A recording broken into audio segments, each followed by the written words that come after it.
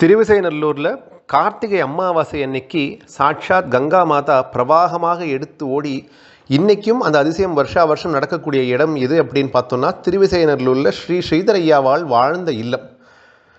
ஸ்ரீதரையாவால் மைசூரில் அவருடைய உயரிய பதவியையும் அங்கே இருக்கக்கூடிய சம்பத்துகள் அனைத்தையும் அவர் வேண்டாம் அப்படின்னு சொல்லி சிவபெருமானையும் நோக்கி பகவன் நாமாவை நம்ம ஸ்மரணம் பண்ணுறோம் அப்படின்னு சொல்லி ஒரு பிரதிஜை எடுத்துன்றது அது எல்லாத்தையும் திறந்து மைசூரில் ஆரம்பித்த அந்த காவிரி மைந்தனுடைய அந்த பயணம் எப்படி திருவிசைநல்லூரில் ஒரு முடிவுக்கு வந்தது, எவ்வளவு அருள்லாம் நமக்கெல்லாம் தந்திருக்கார், நமக்கு அவர் கொடுத்த அனுகிரகங்கள் எல்லாம் என்ன, அவர் செய்த அற்புதங்கள் எல்லாம் என்ன அப்படிங்கிறது தான் இந்த பதிவில் ஆசான் அகத்தீசன் அருளால் நாம் தியானிக்க போகிறோம்.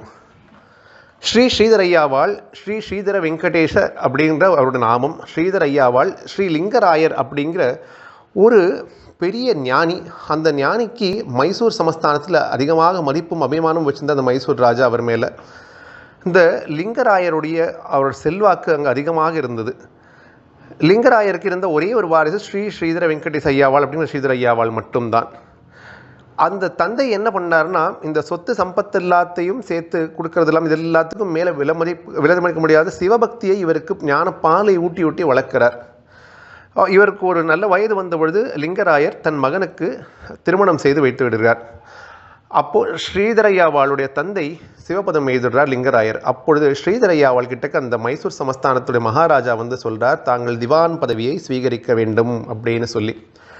ஸ்ரீதரையாவாளுக்கிட்டக்க அப்போ அவர் நினைத்திருந்தால் சொன்னார், வாழ்க்கையை ரொம்பவும் ஆடம்பரமாகவும் சந்தோஷமாகவும் எந்தவித குறைபாடும் இல்லாமல் அவர் வாழ்ந்திருக்கலாம். ஆனால் வைராக்கியமும் விவேகமும் முக்தி இருந்த ஒரு மகா ஞானி அல்லவா அவர். அவருடைய தாய் மற்றும் மனைவி கிட்ட போய் பேசுகிறார், நான் உஞ்சவிருத்தி எடுத்து தேசாந்தரம் போய் சிவபெருமானையும் இறைவனையும் நான் எல்லா இடத்துலையும் தரிசனம் செய்யணும் அப்படிங்கிற ஆசை எனக்கு இருக்குது அப்படிங்கிறத சொல்கிறார்.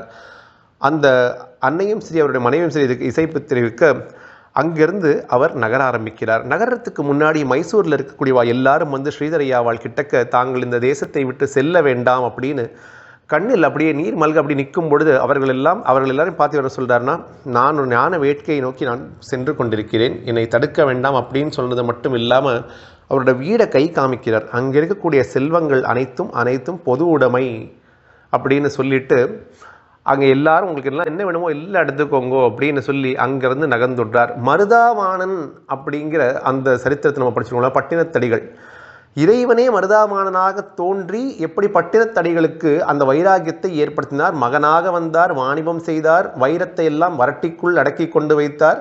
அதுக்கப்புறம் அந்த வரட்டியை திறந்து பார்க்கப்பதான் தான் அதில் இங்கே வைரங்கள் இருக்குது, அதுக்கு தெரியாமலே தன் மகனை திட்டிவிட அந்த மகனும் அங்கேருந்து காதற்ற ஊசியும் வாராது காணும் கடை வழிக்கேன் எழுதிட்டு போன அந்த சரித்திரம் தான் இப்பொழுது நமக்கு ஞாபகம் வருது. அங்கே சிவபெருமான் பிரத்யட்சமாகவே வந்தார். இங்கு சிவபெருமான் வைராகியமாக இவருடைய மனதில் குடிகொள்கிறார். அந்த மைசூர் சமஸ்தானத்தை விட்டு இவர் அங்கிருந்து அகன்று ஒரு தேசாந்தரம் போகிறார். இவர் அப்படியே வந்துருக்கார். இவருடைய வரவேண்டிய இடம் அப்படின்னு இறுதியாக நம்ம பார்த்தோம்னா திருவிசைநல்லூர். அந்த திருவிசைநல்லூர் நோக்கி வரக்கூடிய பயணத்தில் இவர் முதல்ல வரக்கூடிய இடம் எது அப்படின்னு பார்த்தோம்னால் திருச்சிராப்பள்ளி. மாத்ருபூதேஸ்வர சுவாமி தாயுமானவர் அப்படிங்கிற அந்த அற்புதமான க்ஷேத்திரம். சீராப்பள்ளி குன்றுடையானை கூரையன் உள்ளம் குளிருமே அப்படிங்கிற அற்புதமான ஞானசம்பந்தர் பதிகம். அந்த திருச்சிராப்பள்ளியில் இவர் அங்கே கொஞ்ச நாள் வாழ்ந்துட்டு இருக்கார். திருச்சிராப்பள்ளியில் இவர் பெருமாளையும் சேவிக்கிறார், சிவபெருமானையும் சேவிக்கிறார்.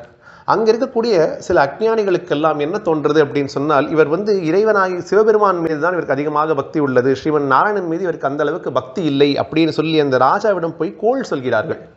அந்த ராஜாவுக்கு தெரிஞ்சது என்னன்னா, ஞானிக்கு நம்ம விஷப்பரீட்சை வைக்கக்கூடாதுங்கிறது அந்த ராஜாவுக்கு நிச்சயமாக புரிஞ்சிடுறது. அதனால் இவர்கள் சொன்ன அந்த விஷயத்துக்கு அந்த ராஜா இசைவு தெரிவிக்காவிட்டாலும் இந்த ராஜாவுக்கு மனசில் ஒரு எண்ணம் இருந்தது, இவர் நிஜமாவே சிவனையும் நாராயணனும் ஒரே பாவத்தில் தான் பக்தி செய்கிறாரா இல்லையா அப்படிங்கிறது அந்த ராஜாவுக்கு வந்த ஒரு சந்தேகம். இதனால் அந்த ராஜா என்ன பண்ணுறாருனால், அந்த மாத்ருபூதேஸ்வர சுவாமி தாயுமானவர் சுவாமி இருக்கார் இல்லையா, அந்த வீதி விழா வரும் பொழுது அந்த இறைவனை கிருஷ்ணாவதாரமாக அலங்கரித்து கொண்டு வர சொல்கிறார். ஸ்ரீதரையாவால் தியானத்தில் இருக்கார். அந்த கிருஷ்ணர் அலங்காரம் செய்யப்பட்ட மாத்ருபூதேஸ்வர சுவாமி வீடு முன்னாடி வரார். இவர் அந்த விக்கிரகத்தை பார்த்த மாத்திரத்திலேயே உருகிறார். உருகி இவரோட மனசிலிருந்து பிரவாகமாக கிருஷ்ண துவாதச மஞ்சரி அப்படிங்கிற ஒரு அற்புதமான ஸ்தோத்திரம் வெளிப்படுறது. அதில் அந்த ராஜா கேட்டு அப்படி அந்த ராஜாவும் நெக்குருகி போயிடுறார். எப்படி இவருக்கு கிருஷ்ண பக்தி இருக்குது அப்படின்னு சொல்லி, இவருக்கு எல்லா பரபிரம்மமும் எல்லாமே ஒன்று தான். ஏகோ விஷ்ணுர் மகத் பூதம் பிருஹத் பூதான் அநேகச்ச விஷ்ணு சஹஸ்ரநாமத்தில் இருக்குது அந்த ஒரு நாமாவளி. அதுபோலவே அனைத்து இறை ரூபங்களும் ஒன்றுதான் அப்படிங்கிறத இந்த ராஜாக்கு உணர்த்திய இந்த அற்புதம்தான் இவர் திருச்சிராப்பள்ளியில் செய்கிறார்.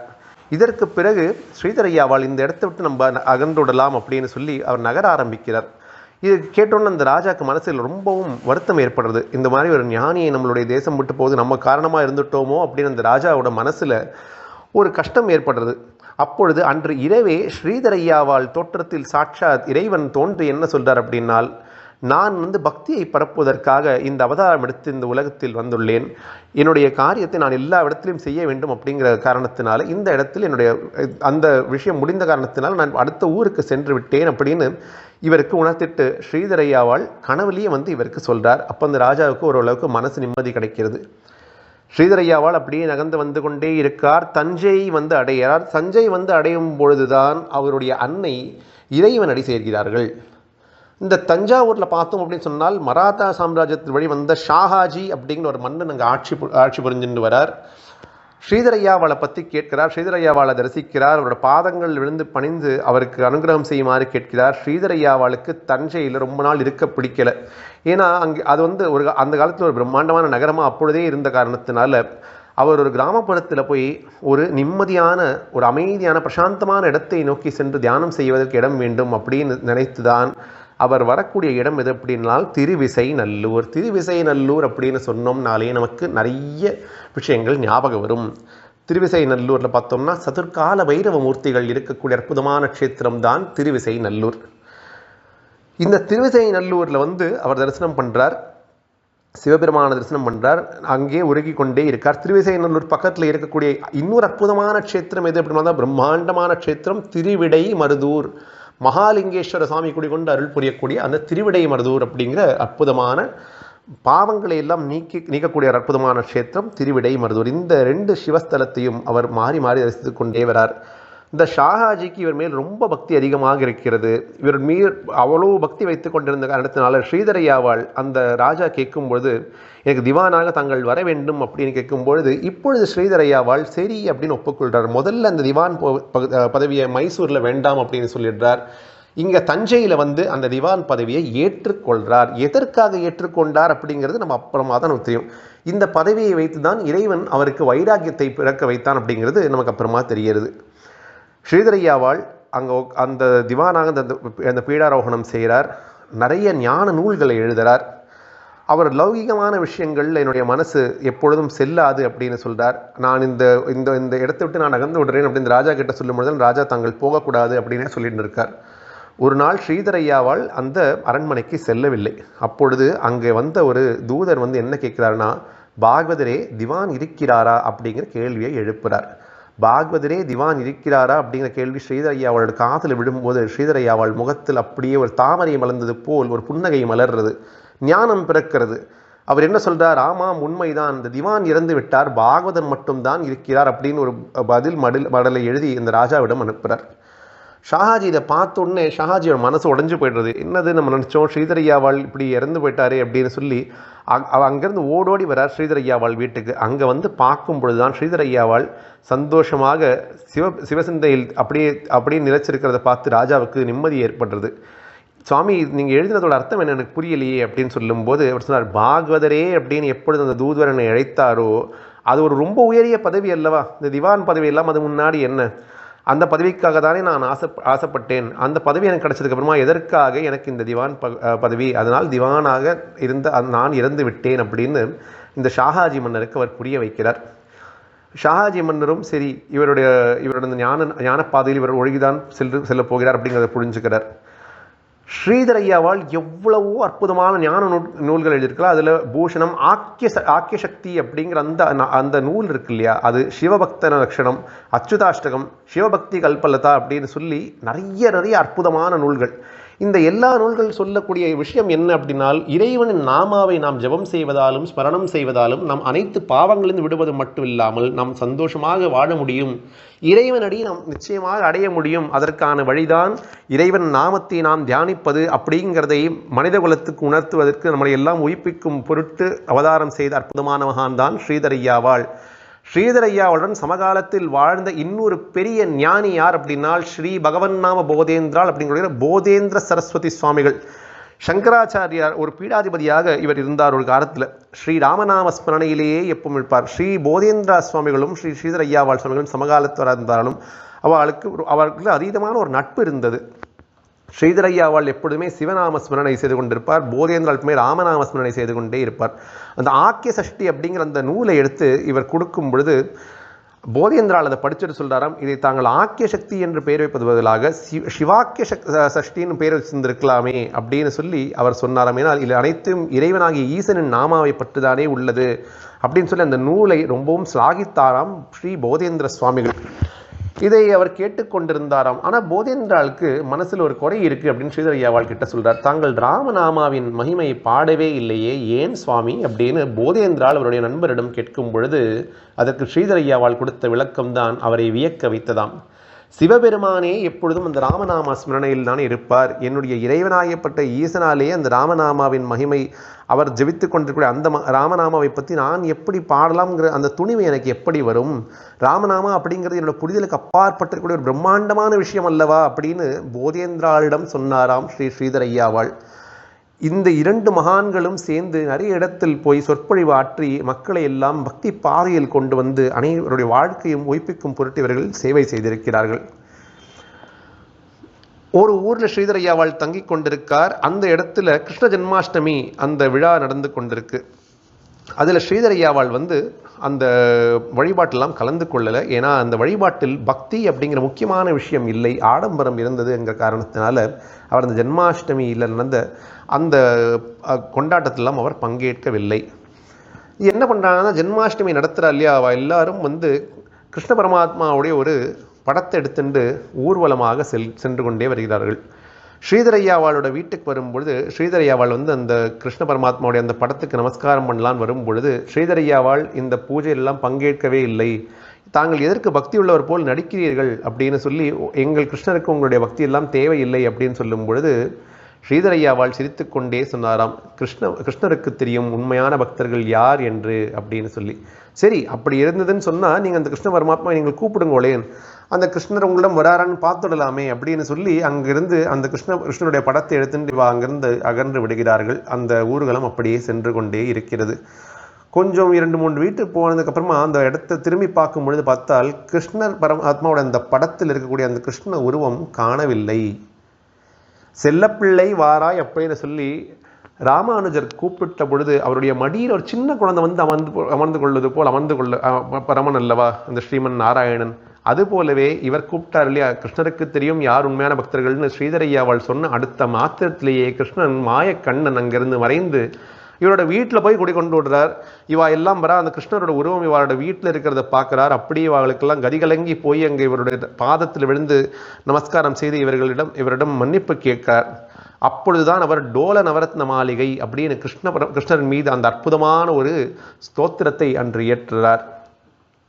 இவா எல்லாரும் அந்த குருக்கள் யார் எல்லாரும் வந்தாலே அந்த கிருஷ்ணரை தூக்கிண்டு எல்லாருமே அன்று இரவு முழுக்க ஸ்ரீதரையாவாள் இல்லத்தில் தங்கி கிருஷ்ணநாம ஸ்மரணையில் செய்து அவருடைய வாழ்க்கையில் அவர்களுக்கு ஒரு பெரிய அற்புதமும் கிடைத்ததாம்.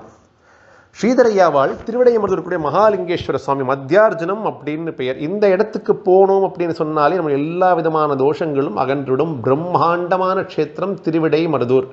திருவிடைமருதூர் சொல்லும்போது நமக்கு எல்லாமே காஞ்சி மகாசுவாமிகள் அங்கே நடந்த அந்த அதிருத்ரத்தில் எப்படி ஒரு வைதிகாலெல்லாம் எப்படி நடத்தணும் அப்படின்னு சொல்லி மகாபரிவா வழிகாட்டினார் இல்லையா அந்த மிராஸ்தாருக்கு, அந்த ஒரு அற்புதம் தான் நமக்கு ஞாபகம் வரும். அந்த அற்புதமான க்ஷேத்திரம் திருவிடைமருதூர். அங்கே தான் சென்று அந்த குருக்கள் வைராக்கியத்தை எடுத்துக்கொண்டு நான் சக்கர பொங்கலையும் எந்த வித இனிப்பையும் தொடமாட்டேன் அப்படின்னு எடுத்துக்கூடிய இந்த இடம் திருவிடைமருதூர். திருவிடைமருதூர் ஒரு க்ஷேத்திரம், திருப்புடைமருதூருங்கிறது இன்னொரு க்ஷேத்திரம். திருநெல்வேலி பக்கம் இருக்கக்கூடிய இந்த திருப்புடைமருதூரும் இந்த மூணாவதாவது இது அப்படின்னு பார்த்தோம்னா நம்ம மல்லிகார்ஜுன க்ஷேத்திரமாக இருக்கக்கூடிய ஆந்திர பிரதேசத்தில் ஜோதிர்லிங்கம் ஸ்ரீசைலம், இந்த 3 சிவக்ஷேத்திரங்களையும் நாம் தரிசிக்க வேண்டும் என்பதுதான் தாத்பரியம். இந்த மூன்றாவது இந்த நடுவில் இருக்கக்கூடிய இதுங்கிறனால மத்தியார்ஜுனம். ஏன் மத்தியார்ஜுனம் அப்படின்னா, இது திருப்புடைமருதூர் திருநெல்வேலிக்கும் மேல் இருக்கக்கூடிய அந்த ஸ்ரீசைலத்துக்கும் நடுவில் இருக்க காரணத்தினால திருவிடைமருதூருக்கு மத்தியார்ஜுன க்ஷேத்திரம் அப்படிங்கிற ஒரு பெயர் இருக்கு. இந்த இடத்துக்கு போனால் பிரம்மஹத்தி தோஷம் உட்பட எல்லா தோஷங்களும் நம்ம விட்டு விலகிவிடும் அப்படிங்கிறது சத்தியம். இந்த இடத்துக்கு இவர் தினமும் தரிசனம் பண்ண போவார். அந்த இடத்துல காவிரி கடந்து போகணும். அன்னைக்கு பார்த்தா காவிரி பிரவாகம் எடுத்து ஓடுறது. அந்த படகோட்டியெல்லாம் இன்னைக்கு எங்களால் அந்த படகை செலுத்தி அங்கு செல்ல முடியாது அப்படின்னு சொல்லிடுறார்.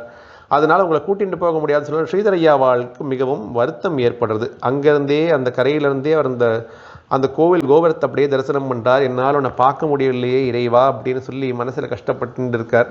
அப்பொழுதுதான் ஆர்த்திஹர ஸ்தோத்திரம் அப்படின்னு எழுதுகிறார். சிவபெருமானே, உன்னை ஒரு வேடன் பிரஹரா அஹரா சம்ஹரா அப்படின்லாம் சொல்லி தப்பாக கூப்பிட்டாலும் கூட அவனுக்கு தெரிந்த ஏதோ பக்தியால் உன்னை துதி செய்ததும் அதை கூட நீ ஒரு துதியாக ஏற்றுக்கொண்டு அவனுக்கு அனுகிரகம் செய்தாய் அல்லவா, இந்த கருணை என் மீது வராதா அப்படின்னு சொல்லி ரொம்ப கஷ்டப்பட்டு இருக்கார். சிவபெருமானை பார்க்க முடியவில்லையே அப்படின்னு இவர் அப்படியே புலம்பிக் கொண்டிருக்கார். அப்பொழுது அந்த கோவில் குருக்கள் அங்கு வரார். கோவில் குருக்கள் அங்கே இவருக்கு அந்த விபூதியை இட்டு விடுறார். இன்னைக்கு கோவிலில் உங்களை பார்க்க முடியலையே அப்படின்னு சொல்லி அந்த விபூதியை இட்டு விட்டுட்டு அவர் அங்கிருந்து சென்று விடுகிறார்.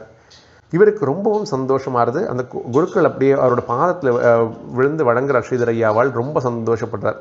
ஸ்ரீதரையாவோட வீட்டுக்கு போயிடார். ரொம்ப சந்தோஷப்படுறார். நம்மளால தான் பார்க்க முடியலன்னா இறைவன் அவருடைய பிரசாதத்தை நமக்கு கொடுத்து விட்டாரு. அப்புறம் இவர் போகும்போது இவருக்கு மனசில் ஒரு சிந்தனை வருது. இந்த காவேரி இன்னைக்கு இப்படி ஒரு பிரம்மாண்டமாக காட்டாறு போல பிரவாகம் எடுத்து ஓடிட்டு இருந்த இந்த காவேரியில் இன்னைக்கு கடந்து வந்திருக்க முடியாதே குருக்களால்.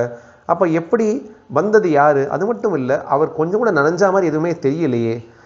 இதை பார்த்தா இவருடைய உடம்புல இருக்கக்கூடிய இந்த பஸ்மம் பூசி அந்த விதமும் சாதாரணமான சாமானிய மனுஷர் போல் இல்லையே அப்படின்லாம் இவருக்கு சந்தேகம் இவர் கிட்டத்தட்ட ஒரு முடிவுக்கு வரார். சாட்சாத் இறைவன் தான் வந்திருக்கார். அடுத்த நாள் கார்த்தால அந்த பிரவாகமான காவிரிலாம் அமைதியாக இருந்த பொழுது இவர் அந்த க்ஷேத்திரத்துக்கு விசேஷமான க்ஷேத்திரத்துக்கு தரிசனம் போகிறார், திருவிடைமருதூருக்கு. அப்பொழுது அந்த குருக்களை பார்த்து நீங்கள் எனக்கு விபூதி கொடுத்ததுக்கு மிகவும் நன்றி அப்படின்னு சொல்லும்பொழுது தான், நான் வரவே இல்லை சுவாமி நன்றி, இவர் எதிர்பார்த்தது போலவே சொன்னார். சிவபெருமான் ஒரு பெண்ணுக்கு பிரசவம் பார்க்க வேண்டும் என்று அந்த பெண்ணுடைய அன்னையின் உருவம் ஏற்று வந்த இடம்தான் தாய்மானவ க்ஷேத்திரமாக கொண்டிருக்கலையே அந்த மாத்ருபூதேஸ்வர சுவாமி. இந்த படகோட்டியாகவும் இறைவன் வந்திருக்காங்கிறத நம்ம பார்த்துருக்கோம். இப்போ அந்த குருகள் ரூபத்தில் அவருடைய பக்தருக்கு சரி அவர் கஷ்டப்பட வேண்டாம், சரி அவருக்கு அந்த விபூதி பிரசாதத்தை கொடுத்துட்டு போயிருக்காம்னு சொன்னால் அந்த சிவபெருமானுக்கு எப்பேற்பட்ட ஒரு கருணை இருந்திருக்கு அவருடைய ஞான குழந்தை ஸ்ரீதரையாவாள் மீது அப்படிங்கிறத கேட்டு நாம் அப்படியே சந்தோஷப்படுறோம். ஸ்ரீதரையாவாள் சிவபெருமான் மீது நிறைய ஸ்துதிகள் பண்ணுறார். இப்போ அவர் சிவபெருமானே வந்திருக்கார் அப்படின்னு தெரிஞ்ச போது 2 வரங்களை இறைவனிடம் கேட்டு பெறுகிறார். ஒன்று, எப்பொழுதுமே என்னுடைய மனசு அனைத்தும் இறைவன் நாம மரணத்திலேயே அந்த மனசு அப்படியே லயித்திருக்கக்கூடிய அந்த அற்புதமான வரத்தை தா அப்படின்னு முதல் வரத்தை கேட்கிறார். அந்த முதல் வரத்தோட கண்டினியூஷன் என்ன கேட்கிறாருன்னா, என்னோட நாவு எப்பவுமே இந்த இறைவன் நாமாவே ஜெபித்து கொண்டிருக்க வேண்டும் அப்படின்னு கேட்கிறார். இரண்டாவதாக அவர் கேட்கக்கூடிய வரம் என்ன அப்படின்னு சொன்னால், என்னுடைய இறுதி மூச்சு, என்னுடைய இறுதி காலம் வரும் பொழுது இறைவா ஈசனே சிவபெருமானே உன்னுடைய நாமாவை ஜெபம் பண்ணக்கூடிய எனக்கு அந்த அற்புதமான ஒரு அனுகிரகத்தை தர வேண்டும் அப்படின்னு கேட்கிறார். அனாயாசேன மரணம் வினாதின ஜெயிதம் தேகிமே கிருபயாஷ்மோ துவயி பக்திம் அசஞ்சலாம். அதில் கடைசியில் பார்த்தோம்னா துவயி பக்திம் அசஞ்சலாம் அந்த ஸ்லோகத்தில் வரும். எப்பொழுதுமே உண்மையில் இருக்கக்கூடிய பக்தி அசஞ்சலமாக இருக்க வேண்டும். எனக்கு நல்லது நடந்தாலும் கெட்டது நடந்தாலும், நான் நினைச்சது நடக்காவிட்டாலும், எனக்கு என்ன ஆனாலும் சரி, அபிராம பட்டர் சொல்றது போல் நன்றே வருதும் தீதே வருதும் உனக்கே பரம் அப்படின்னு அபிராம பட்டர் சொன்ன அதே மாத்திரத்தில் சிவபெருமான் மீது எனக்கு இருக்கக்கூடிய பக்தி என்றுமே அசஞ்சலமாக இருக்க வேண்டும் அப்படின்னு ஸ்ரீதரையாவாள் வேண்டி கேட்டுக்கொள்கிறார். என்னோட கடைசி நேரத்தில் நான் உன்னை ஞாபகம் வைத்துக் கொள்ள வேண்டும் இறைவா. பகவத்கீதை கிருஷ்ண பரமாத்மா என்ன சொல்றார் அப்படின்னா, கடைசி நிமிஷத்தில் நம்ம என்னதை தியானிக்கிறோமோ எதை பாவிக்கிறோமோ அதையே நாம் அடைவோம் அடுத்த பிறவியில் அப்படின்னு சொல்லி ஸ்ரீமன் நாராயணன் சொல்லியிருக்கார் பகவத்கீதையில்.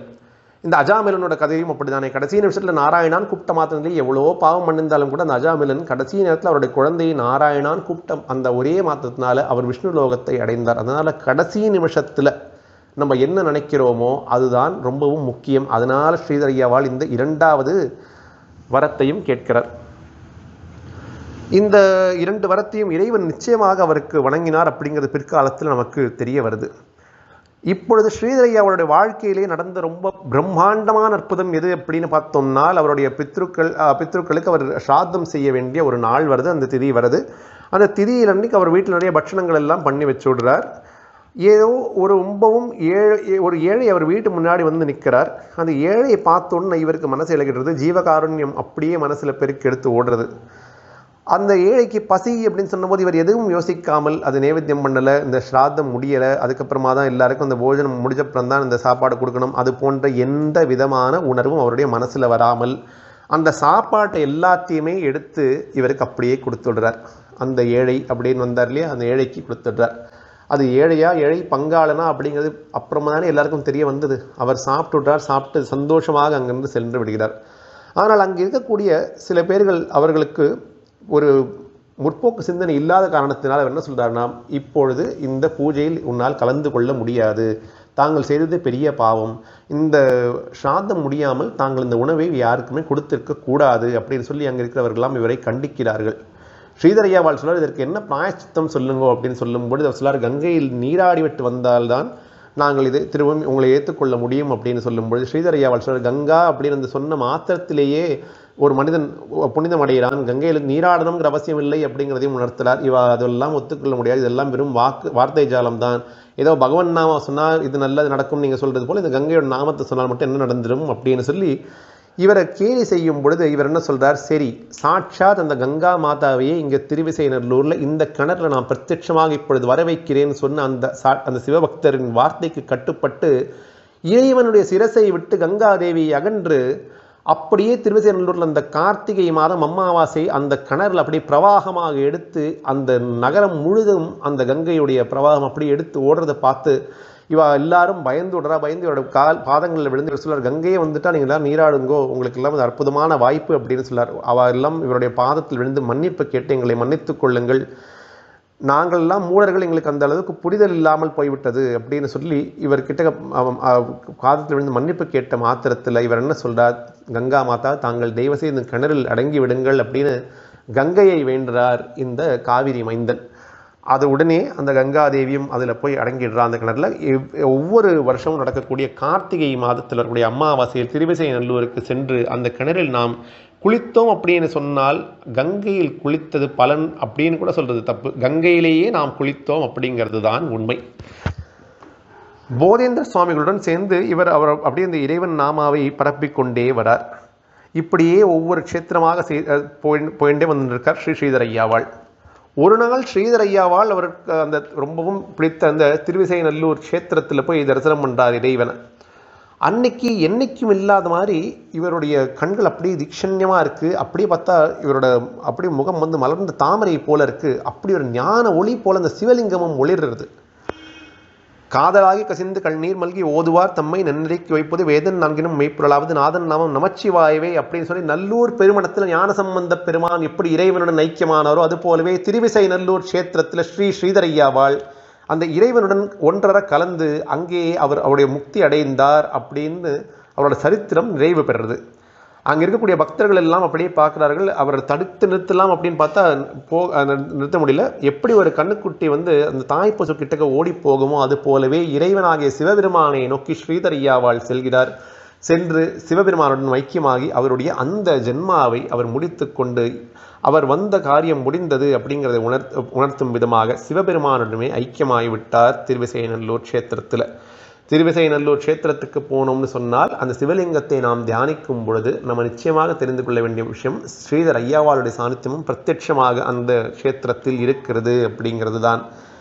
ஒரு பெரிய பதவியை உதறி சிவபெருமானை நோக்கி செல்ல வேண்டும் அப்படிங்கிற முடிவை எடுத்து இங்கு வந்து எவ்வளவோ அற்புதங்கள் செய்து உண்மையான பக்திக்கு இறைவன் எப்பொழுதும் கண்டிப்பாக செவி சாய்ப்பான் அப்படின்னு சொல்லி சிவனும் அந்த விஷ்ணுவும் வேறு வேறு அல்ல அப்படிங்கிறதை எல்லாம் உணர்த்தி இறுதியில் திருவிசைநல்லூரில் இறைவனுடன் ஐக்கியமான அந்த ஸ்ரீதரையாவளின் பாதங்களில் நாம் பணிந்து இப்பொழுது பேசப்பட்ட வார்த்தைகள் அனைத்தையும் திருவிடையவர்தூரில் புனித மகாலிங்கேஸ்வர சுவாமி பாதங்களில் சமர்ப்பணமாக வைத்து ஸ்ரீதரையாவளின் பாதங்களில் சமர்ப்பணமாக வைத்து இந்த உரையை நிறைவு செய்கிறோம்.